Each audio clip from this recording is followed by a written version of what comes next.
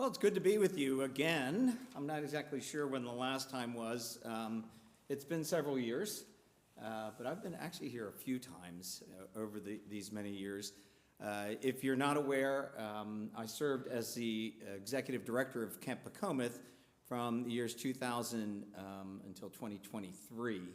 I'm actually still on staff there, but my role has changed. I'm the development director and the director of finance. Our executive director is now Augie Langford.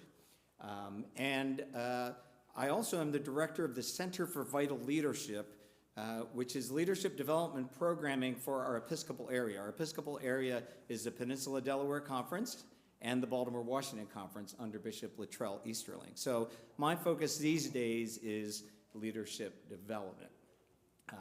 I will put another shameless plug in for camp.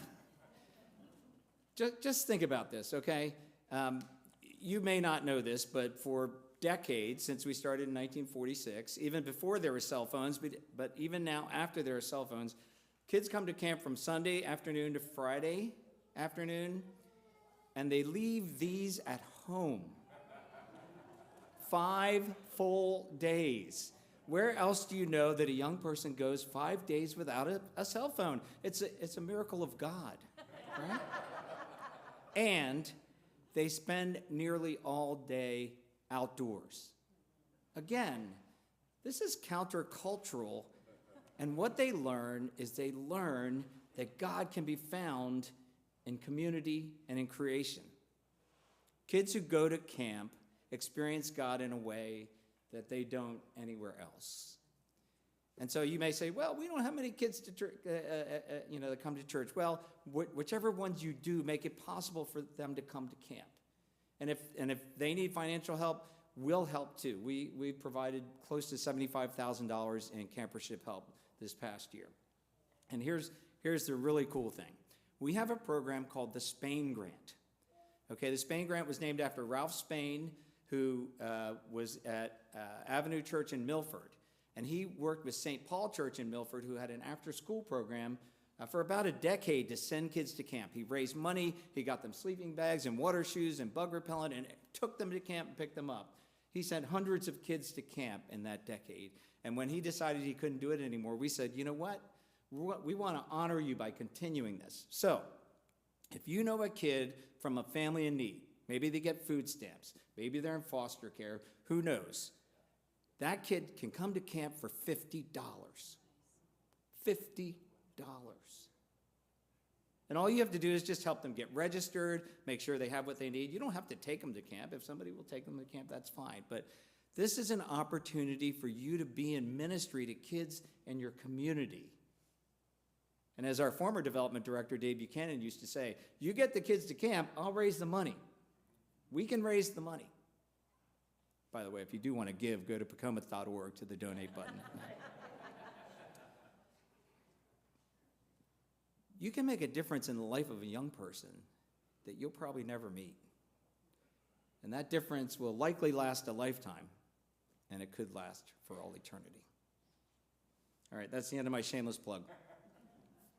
I could go on and on. So, the book of Ecclesiastes is kind of an odd book. It's a little different. It's considered part of wisdom literature in the Hebrew Scriptures. And what's different about it is it's less about God, and it's more about human activity. It's more about human beings. Now, traditionally, the book of Ecclesiastes is ascribed to Solomon, King Solomon, son of King David, who was known for his wisdom and for his massive wealth. Right? Now, scholars will tell us that the language of Ecclesiastes indicates it was probably written later. It probably wasn't written by Solomon, but it's ascribed to him. And so what's interesting about this is that in the book of Ecclesiastes, it says that most human activity is vanity. Coming from somebody who had everything. In fact, the word vanity is used in Ecclesiastes 38 times. It's only used in the Hebrew Scriptures 64 times. So over half the use of the word is in this one book. And the best translations are, I think in the one we had, today that was read. It was meaningless, absurd, incomprehensible, futile, useless. These are all translations of vanity. You get that, right? But here's the cool thing. The Hebrew word, hevel, that's translated here, also, it's literally vapor or breath. Right? It vanishes. It vaporizes. How much of what you do on a daily basis just vaporizes?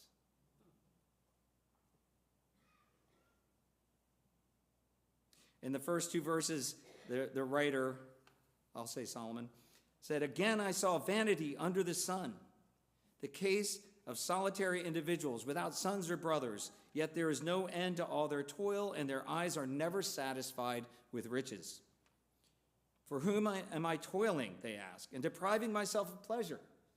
This is also vanity and an unhappy business." This section is emphasizing the importance of community, the importance of family. Riches alone won't satisfy, and the writer here is saying, well, what good are the fruits of my labor if I don't have anybody to share them with? Relationships matter. In fact, if there's anything that I can think of that doesn't vaporize, it's the time we spend investing in our relationships. Verses 9 through 12 go even further. Two are better than one because they have a good reward for their toil. For if they fall, one will lift up the other. But woe to the one who is alone and falls and does not have another to help. Again, if two lie together, they keep warm, but how can one keep warm alone? You know, in biblical times, travel wasn't easy. We didn't have paved roads, right? Falling was not unusual. If you traveled alone and you fell, who was there to help you up? You also risked meeting predators and bandits. Being on your own was dangerous. And of course, in those semi-desert nights with clear skies, it would get cold. And if you didn't have a lot of money to have a blanket, which was most people, and you didn't have somebody else next to you, you would get cold. And though one might prevail against another, two will withstand one when those bandits come. A threefold cord is not quickly broken.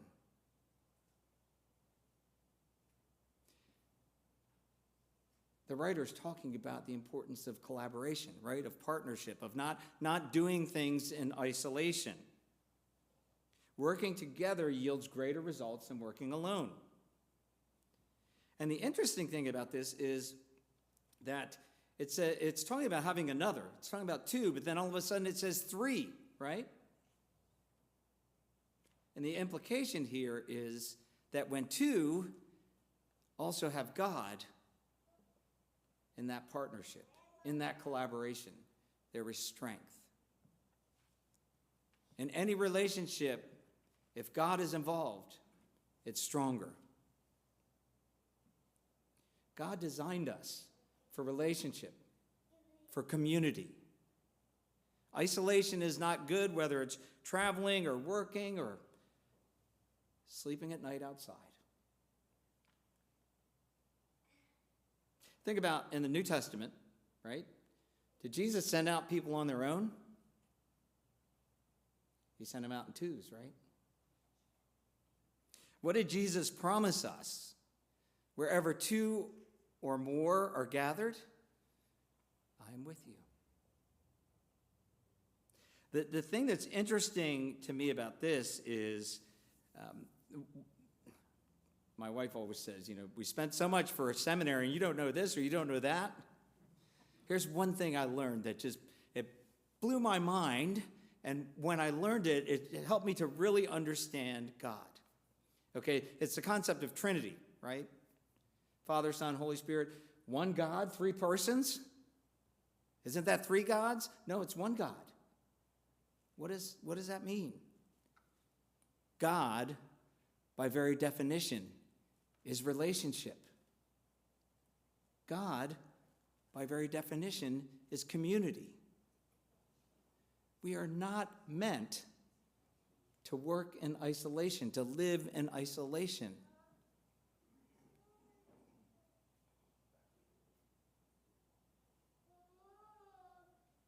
Now, probably up until this point, you've been thinking in terms of, okay, well, what does that mean for me? How, my relationships, the people I know, all that. And that's really important. As I said, I don't think you can do anything more or anything better than investing in your relationships with those you care about and with God. But I want to kind of look at it as a church because, let's face it, it's been kind of rough to be the Christian church in America for decades. I think we maybe need to think about how we can do things differently. It's an adverb. So I'm going to kind of start big, and then I'm going to bring it down to the congregational level. So I love being a United Methodist. I didn't even grow up a Christian. And when I felt called to ministry, a friend of mine who was a Baptist minister was like, "Oh, how can you become a Methodist? I grew up Methodist, and I never heard the gospel preached." I'm like, well, maybe I could be a Methodist and preach the gospel, right? But what do we do together as United Methodists? What do our apportionment dollars do? Well, how about Africa University?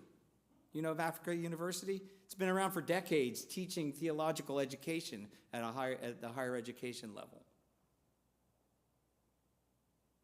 Or the Congo Partnership. Are you familiar with that? The Peter Weaver Congo Partnership, named after Bishop Peter Weaver, who was here with us a couple decades ago. That feeds people who have mostly orphans, mostly children who've been ravaged by civil war in the Democratic Republic of Congo, provides medical care, provides education. What about the United Methodist Committee on Relief? We have wildfires going on in California. UMCOR is there. When Hurricane Helene hit the southeast, UMCOR was there. Do you know that UMCOR is one of the highest rated relief agencies? Nearly every dollar goes to relief, and that's because they use local United Methodist churches to actually as a base for that relief. Remember Sandy? That's close to home, right? Somerset County. Between UMCOR and United Methodist Volunteers in Mission, our denomination provided as much, if not more, help than anyone else to our neighbors. What about at the congregational level? Well, I got to look at Hands and Hearts Ending Homelessness. Have you heard of that before? This is important. And I'll tell you why it's important. Because what we've lost, I'm going to say we've lost 3 generations, maybe 4 already. Baby boomers were the first, right, to drift away. And then Gen X. And then Gen Y. Now Gen Z. And here's what surveys tell us. They love Jesus. They think Jesus is great. They're not seeing the church living out what Jesus taught, which is to reach out to the least, the last, and the lost. And you say, well, how can we do that? Well, not alone. Find partners, right? Find people that you can work with, like Hands and Hearts Ending Homelessness. I didn't set this up, okay? I didn't ask for them to be the mission moment. I just know that when the church is out in the community reaching out to those in need, people notice. That's, I believe, who God calls us to be. And there are other things that, like I work with churches across our Episcopal area. I know of a church, two churches that hired a youth leader together. And they're doing youth ministry together for the community. They also are looking to hire a building manager to look at both buildings. How smart is that? I just met with a church last week. They want to reach out to youth in their community. And they know that youth want to make a difference. They know that youth want to serve. And so they're working with the local food pantry to do a food drive to collect food. And they're recruiting youth from the high school, middle and high school, to get service learning hours to do it. We're better together. Camp Pacomath. We wouldn't have a camp without you, guaranteed. And you can send a kid to camp, remember, for $50. We're better together. I always feel like it's important to let you know the difference this kind of thing makes. So I'm going to close with this. And I think I shared about her, excuse me, I think I shared about her before when I was here, but you probably forgot. So I'm going to go through the story, and I actually have more to the end, okay? So I served as pastor in Chesapeake City, Maryland from 1996 to 2000. Small fun fact, the pastor I followed and his wife were named Joe and Patty Burris. They're in the house, right? Joe did a great job of getting two churches to learn to work together. But in 1999, we started feeling called to open a place for young people that would help, especially youth at risk. And even beyond just the two churches, actually it came, we did it through the Chesapeake City Ecumenical Association. 7 churches altogether. Presbyterian, United Methodist, Episcopal, African Methodist Episcopal, Roman Catholic. Yeah, all of us together. And in 1999, the fall of 1999, we opened the Generation Station Youth Center, a place for at-risk middle school youth. And it was probably, 8 or 9 years later that this little middle school girl named Misty came. Now, Misty came first because her aunt took her to church at Trinity United Methodist Church in Chesapeake City, and also sent her to Camp Pacomath, and then had her go to the after-school program after middle school because Misty's parents couldn't take care of her. Like so many families in that time, addiction had made it impossible for them to raise their child. So Misty lived with her grandmother, whose only source of income was Social Security disability. But think about the support that Misty had. Her aunt couldn't do all that alone, but the local church, the after-school program, Camp Pacomath, they were all a part of helping Misty get through it. In fact, she said that this was one of the most difficult times in my life. And I wondered if anybody cared for me. And she found out that people cared for her. Misty went on to be one of the first people to graduate from high school, one of the few people to graduate from high school in her family. She was the first in her family to go on to college. She ended up working on summer staff at Camp Pacomath as a counselor. She told me at that time that helped her to learn about leadership. That helped her to learn what it meant to lead other people. And I was checking in on Misty, a couple years ago, and because she went to Capital Institute of Technology, which sounds like a trade school, but it's actually a 4-year accredited bachelor's degree program just outside of DC, and she graduated in computer engineering. When I talked to her, she was graduating, and she was being hired as an associate systems engineer at Northrop Grumman. Not a rocket scientist, but a rocket engineer. She was going to work in flight operations. And I just checked on her. I just checked her Facebook page. She's now at Boeing, doing the same thing. What would have happened to her if we hadn't been there? And I say we, I mean all of us, right? What we do together. And that's just one person. How many others have been impacted by the ministries that we share together? People that we'll never know. So here's my challenge to you, because I pray every year. I go around, I preach. I pray every year, Lord, what is it you want your people to hear? Because I believe I have the privilege of going in and saying maybe what your pastor can't say, right? I can challenge you because I believe that that's what God is calling us to do. God is calling us to face the challenge that we're in right now.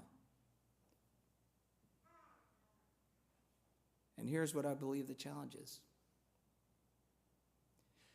What can you find in your ministry area that you can do better with somebody else than you can on your own? I believe that if you ask God, if you pray about it, God will tell you. And then if you ask God again, God will give you the grace and the courage to do something. Start by doing something. It doesn't have to be big. It doesn't have to be grand. Do something. God can use it. God can make a difference. And as we pray, when we do those little things, we will see God's kingdom on earth as it is in heaven. Amen.